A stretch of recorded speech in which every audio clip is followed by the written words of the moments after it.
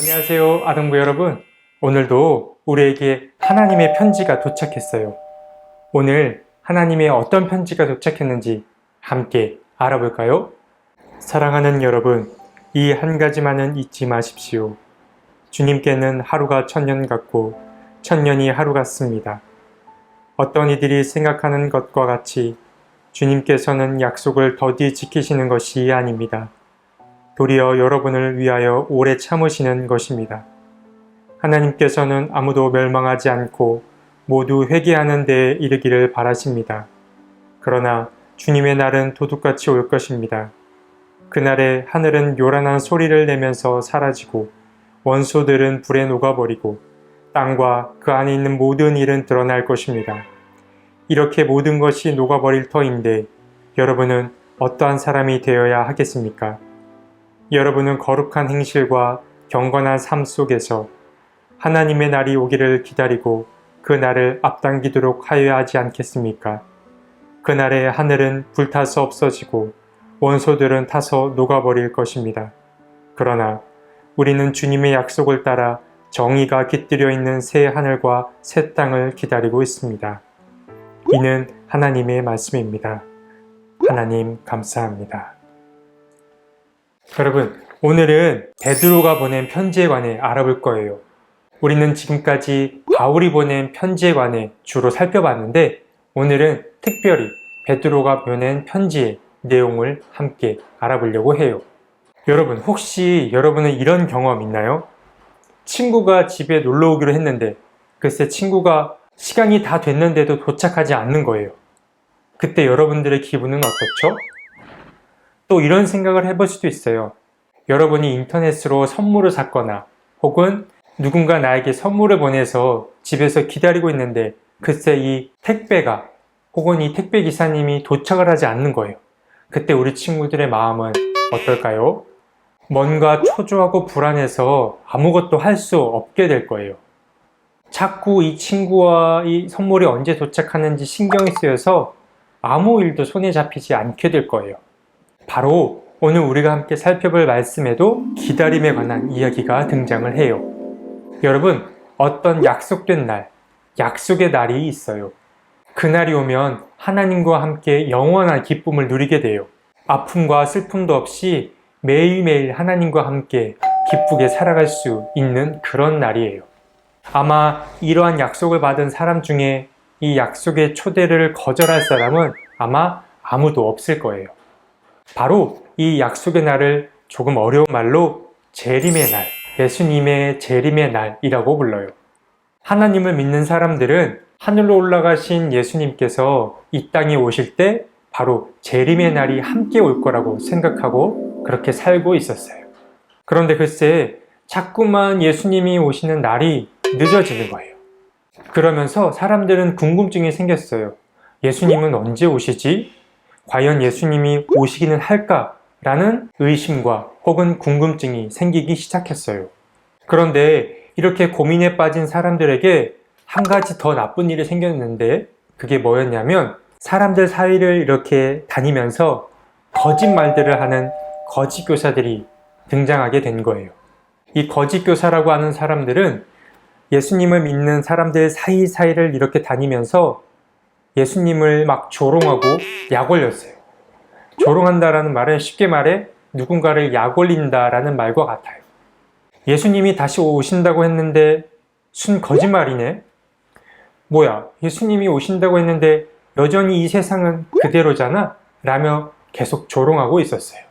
그래서 바로 이 소식을 들은 베드로가 하나님의 가르침을 전하기 위해 오늘의 편지를 보내게 된 거예요. 여러분, 오늘 들은 이 말씀을 한번 생각하다 보니 떠오르는 말씀이 더 있지 않나요? 지지난주에 들었던 데살로니가의 말씀이 오늘 말씀과 매우 유사해요. 바울 사도는 예수님의 재림이 지연되면서 불안에 떨고 있는 사람들에게 왜 예수님이 늦게 오시는지에 관해 편지를 썼었어요. 바로 오늘도 베드로는 이 바울과 비슷한 상황을 겪고 있는 사람들에게 편지를 썼던 거예요. 베드로는 하나님의 마음을 세 가지로 요약해서 성도들에게 전해줬어요. 그 세 가지를 하나씩 살펴보면 먼저 첫 번째, 예수님이 늦게 오시는 이유는 하나님께서 오래 참고 계시기 때문이라고 했어요. 하나님께서는 사랑이 많으신 분이시기 때문에 많은 사람들이 하나님을 믿고 하나님의 사랑을 깨달을 때까지 계속해서 기다리고 계신다라고 말했어요. 그리고 두 번째, 베드로는 지지난주에 나눴던 그 데살로니가의 말씀처럼 예수님이 오시는 날짜는 도둑처럼 혹은 도둑과 같이 갑작스럽게 올 수 있기 때문에 하루하루를 소중하고 또 하나님과 아주 친밀하게 지내기를 바란다고 이야기를 했어요. 그리고 마지막으로 세 번째는 예수님이 이 땅에 오시기만을 마냥 기다리기보다 예수님이 지금 우리와 함께 하고 계신다라는 마음으로 하루하루를 보내길 바랬어요. 우리가 하루하루 하나님과 가까워지고 또 친밀하게 지내려고 노력할수록 하나님의 나라, 즉 예수님이 오시는 이 재림은 조금 더 빨리 오게 될 거라고 베드로는 전했어요. 자, 아동부 여러분, 오늘 말씀을 정리할게요.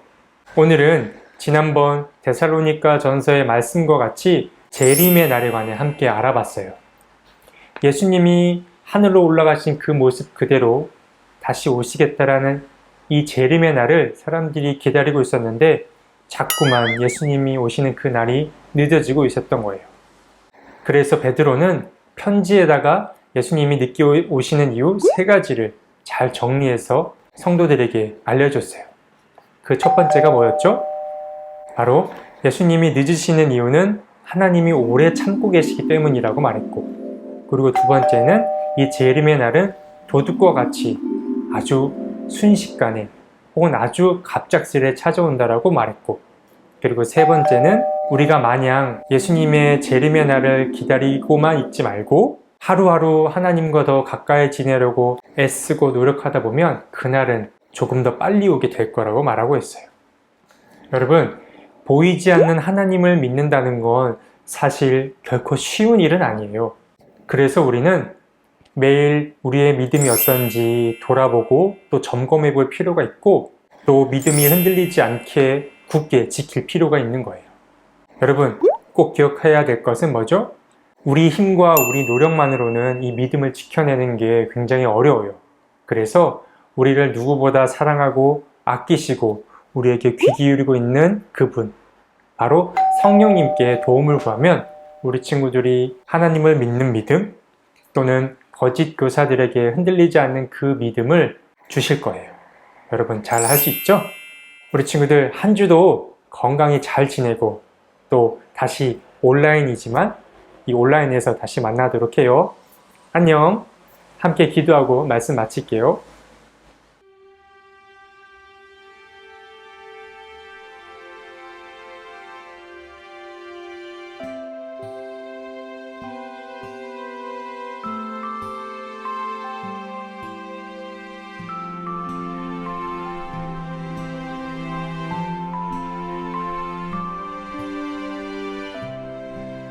사랑의 하나님, 우리 친구들을 늘 사랑하고 지켜주셔서 감사합니다. 계속된 코로나로 인해 여전히 만날 수 없지만 그래도 우리가 보이지 않는 연결선, 보이지 않는 끈으로 서로 연결되어 있다는 걸 우리가 잊지 않게 주님 도와주세요. 오늘은 특별히 베드로가 보낸 편지에 관해 살펴봤습니다. 예수님이 왜 오시지 않을까? 왜 이렇게 늦게 오실까? 라고 고민에 빠진 사람들에게 보낸 그 베드로의 편지를 우리가 함께 배워봤습니다. 우리가 언제 오실지 모르는 이 예수님을 기억하며 하루하루 소중히 보내게 하시고 또 오래 참으시는 하나님에 관해서 꼭 기억하게 도와주시고 무엇보다 가만히 넋놓고 앉아서 기다리기보다 매일매일 우리 주님과 함께 내가 할 수 있는 일들을 해나가면서 예수님 오시는 그날에 반갑게 맞이할 수 있게 주님 도와주세요. 이번 한 주간도 건강하고 또 명랑하게 지내게 지켜주실 것을 믿으며 사랑이 많으신 예수님의 이름으로 기도드립니다. 아멘.